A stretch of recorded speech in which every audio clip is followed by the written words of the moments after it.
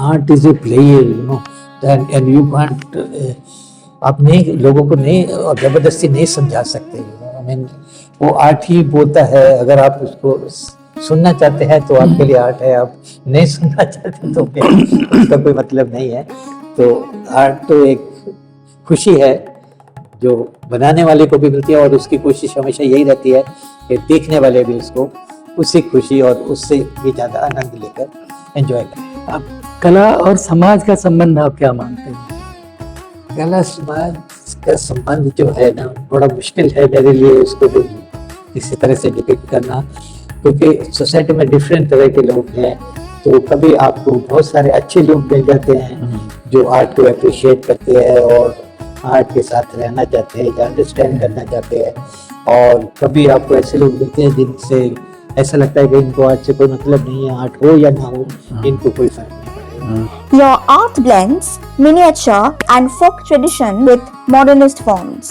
How did this style evolve? Miniatures का इतना तो मेरे को नहीं लगता कि इन्फ्लुएंस हुआ, लेकिन मुझे अच्छी जरूर लगती थी। इनिशियल जो स्टेज थी उसमें काफ़ी मेरे को उनका जो पेशेंस थी उसमें काम करने की, उसने मुझे बहुत इंस्पायर किया कि इतनी पेशेंस होगी तभी आप कुछ कर पाएंगे। लोक और लोक की कलाओं का भी कुछ असर मानते हैं आप? लोग काफ़ी है, क्योंकि काफ़ी करेक्टर ऐसे हैं जो स्ट्रीट में या गली मोहल्लों में घूमते थे, तो वो अपना एक म्यूजिक इंस्ट्रूमेंट लेकर या वैसे उनका जो कोई वो इकट्ठा करते थे खाने पीने के लिए, मांगने के लिए आते थे, तो वो गाना भी गाते थे, तो वो सब चीज़ों का भी काफ़ी असर हुआ।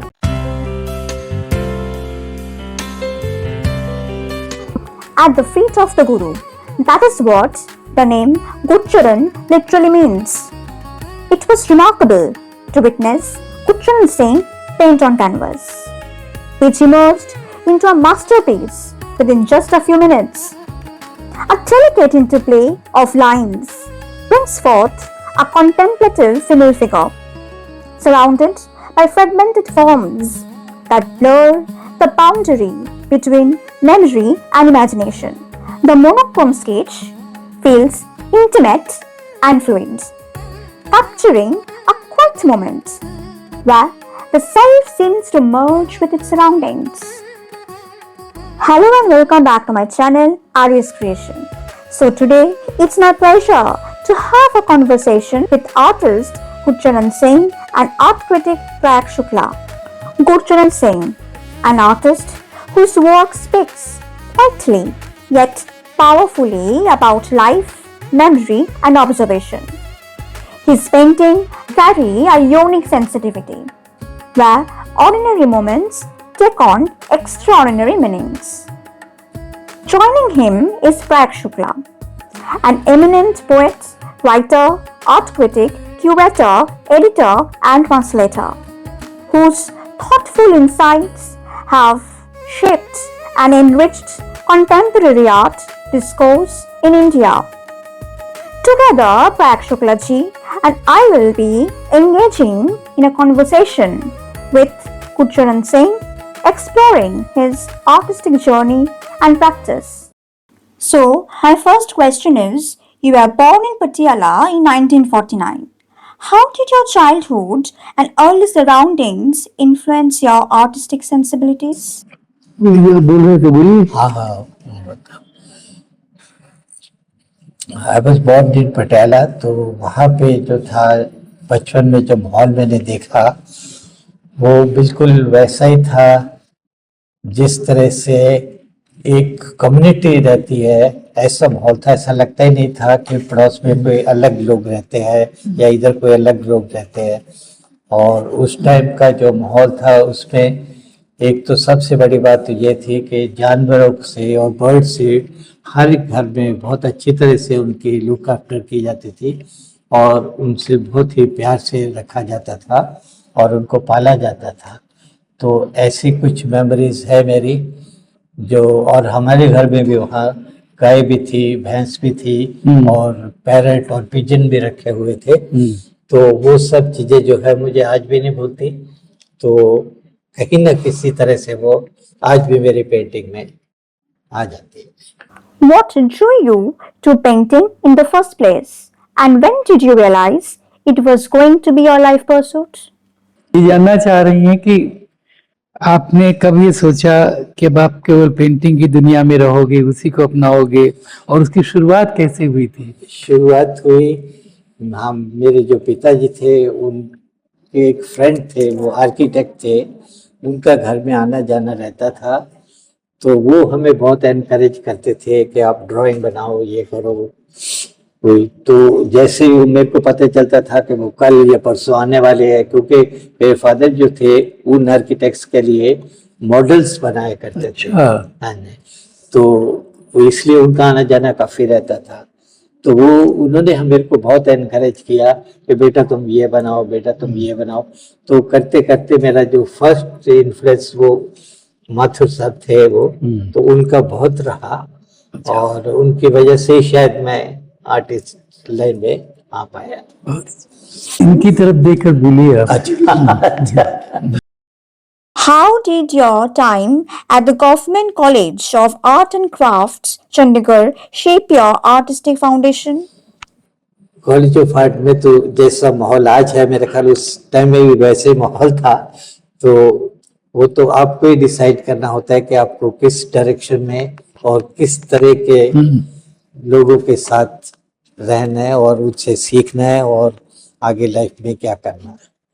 तो इसलिए हमारा एक आपस में फ्रेंड्स का ग्रुप था, तो we were very close to each other. तो काफ़ी मिलना जुलना रहता था और एक दूसरे को बहुत एनकरेज करते थे, और उसकी वजह से ही शायद हम लोग धीरे धीरे करके अपना काम इतना इम्प्रूव कर पाए कि फिर वो उसी जो हमारा लगन थी उसको कोशिश किया कि एक प्रोफेशन में बदल दिया जाए। So my next question is, were there any mentors or teachers who left a lasting impression on your creative journey? हाँ, हमारे टीचर्स का काफ़ी बड़ा हाथ रहा, क्योंकि उस टाइम में जो था मॉडर्न आर्ट की एक तरह से हमारे लिए तो शुरुआती थी। तो उसमें हम मेरे 2-3 टीचर हैं जिनका मैं नाम भी लेना चाहूँगा। मिस्टर रतन हुआ करते थे, और दूसरे एक हमारे जैन साहब हुआ करते थे, जिनके साथ हमारा काफ़ी बातचीत होता था काम के बारे में, और उनसे हमें काफ़ी सीखने को मिला, और जिसका रिजल्ट आप देख रहे हैं। What first drew you to depict the lives of the marginalized and the unseen sections of society? ये कह रही हैं कि जो भी ओझल से लोग रहते हैं ना, इसलिए कह लीजिए हाशिए पर रहने वाले लोग, रहने वाले लोग, उनकी तरफ आपका कब ध्यान गया? कि हम खुद भी एक मिडिल क्लास फैमिली में थे, लोअर मिडिल क्लास भी कह सकते हैं आप। तो इसलिए सारा माहौल जो थोड़ा बहुत ऊपर नीचे था, लेकिन सब एक ही लेवल में माना जाता था। तो उनका बड़ा इन्फ्लुएंस रहता था, क्योंकि आपस में यूनिटी बहुत होती थी, और हर घर में आना जाने के लिए कोई आपको उनके बेल में बजाने का जरूरत नहीं पड़ता था। तो जब भी चाहें आप उनके घर जा सकते हैं, खेल सकते हैं, आप कोई चीज़ उठा सकते हैं, पूछ सकते हैं कोई चीज़ अगर चाहिए नहीं चाहिए। तो इस तरह से हमारा बचपन वहाँ बीता। How do memory and observation come together in your creative process? मतलब आपके यहाँ जो स्मृतियों का खेल है, स्मृतियां हैं, और आपका देखने का ढंग है, देखना है, ये दोनों कैसे मिलते हैं? वो तो जैसे हमने कॉलेज से पास आउट किया, तो हमारी जो सोच थी वो एक प्रोफेशनल बनने की हो गई धीरे धीरे। तो फिर हमने हर चीज़ को उस नज़रिए से देखा, ऑब्जर्व किया, और उस पर पूरा चिंतन करने के बाद फिर फाइनली उनको किसी न किसी तरीके से अपनी पेंटिंग में एग्जीक्यूट करने की कोशिश की। Your art blends miniature and folk traditions with modernist forms. How did this style evolve? Miniatures का इतना तो मेरे को नहीं लगता कि इन्फ्लुएंस हुआ, लेकिन मुझे अच्छी जरूर लगती थी। इनिशियल जो स्टेज थी उसमें काफ़ी मेरे को उनका जो पेशेंस थी उसमें काम करने की, उसने मुझे बहुत इंस्पायर किया कि इतनी पेशेंस होगी तभी आप कुछ कर पाएंगे।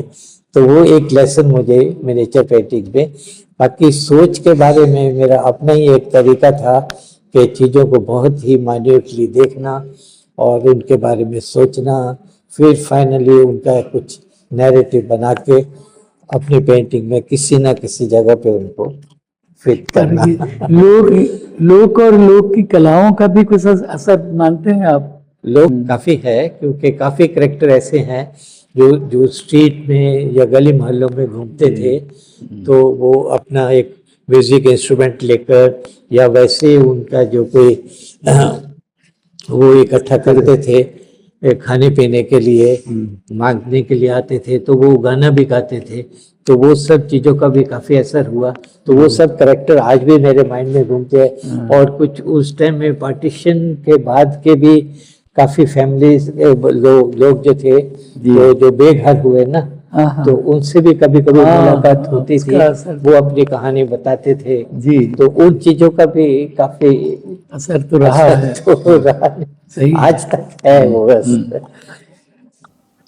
How did the idea of juxtaposing animals with prostitutes evolve? कि मैंने देखा है एनिमल्स जो है ना, वो तो दे कांट टॉक, तो उनका जो एक एसोसिएशन है ह्यूमन बीइंग्स के साथ, तो वो कुछ बोलने की जरूरत नहीं है। वो एक कंपनी के तौर पर आप जो है एक एक्सक्यूज समझ लीजिए, या आप एक लोनलीनेस में आपकी एक कंपनी है, तो उसकी वजह से जो है, तो मुझे लगता है कि उनकी प्रेजेंस होना बहुत ज़रूरी है। वो बेशक कुछ कम्युनिकेट नहीं करते, लेकिन अपनी एग्जिस्टेंस तो सामने रखते हैं। पर वेश्याओं के साथ भी उनका कोई, इसके वेश्याएं और पशु एक साथ आते हैं? उनके तो है ही है वहाँ, उनको तो कोई और, तो उनको सोसाइटी के लोग कोई आसपास आने नहीं देते, तो उनका तो सारा जो सहारा है बातचीत करने का, उन्हीं से वो कम्युनिकेट करते हैं, आते जाते हैं ना। आप इसकी तरफ देखकर बोलो। अच्छा। What do you wish to express through the link between human and animal nature? मतलब पशुओं का और मनुष्य का सबके संबंध को आप किस तरह देखते हो? मैं उनको बड़ा क्लोज समझता हूँ, तो उनको मैं ह्यूमन बीइंग्स के बहुत लोग क्लोज समझता हूँ, क्योंकि उनका कोई अपना तो वजूद होता नहीं है, तो उनको जो भी उनकी जो डिमांड है, उनका जो सहारा है, वो ह्यूमन बीइंग्स ही हैं। तो वो एक अटैचमेंट जो उनके साथ है लोगों का, तो उसमें मैं कोशिश करता हूँ कि अटैचमेंट का एक झलक जो है पेंटिंग में आ जाए। Works like The Red Light in Black and White and Les Miserables reveal a deep empathy. What emotions or experience shaped these pieces? इसके लिए हम लोग, मेरा एक गैलरी वाला था जिसने मुझे बोला कि कुछ नया कुछ करो, तो मैंने काफ़ी उसके बारे में रिसर्च किया, अपना इधर उधर लोगों से भी मिला, फिर काफ़ी बुक्स वगैरह भी मैंने देखा, ये किया, तो फाइनली मुझे एक ऐसे बैठे बैठे कुछ आइडिया आया कि क्यों ना हम रेड लाइट एरिया पे एक सीरीज बनाएं। तो फिर मैं और वो गैलरी वाला हम दोनों वहाँ गए, और वहाँ हमने काफ़ी सर्वे किया, लोगों से मिले, काफ़ी लोगों से बातचीत किया, तो फिर वो जो टोटल माहौल था उस जगह का, वो हमको देखना था, तो उसकी वजह से हम लोग जो है वहाँ काफ़ी 3-4 घंटे हम लोगों ने स्पेंड किए, और पूरा मैंने उसका जो सारा माहौल था उसको अपने माइंड में रखा, और उसके बाद कोई 10-12 पेंटिंग्स मैंने उस उनकी जो लाइफ है, तो जो एवरीडे लाइफ है उनका, उसके ऊपर पेंटिंग्स बनाया।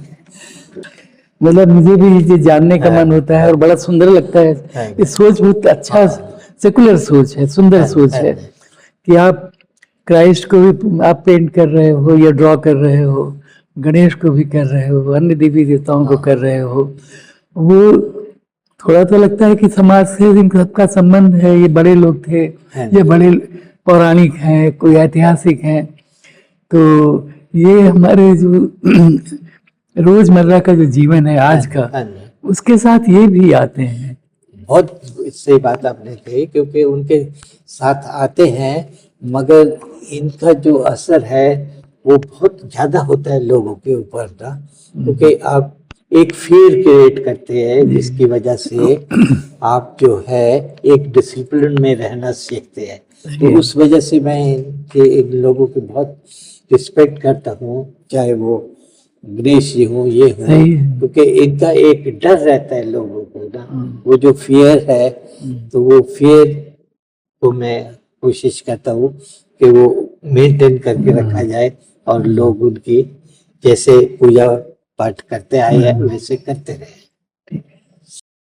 So, my last question is, what is art according to you?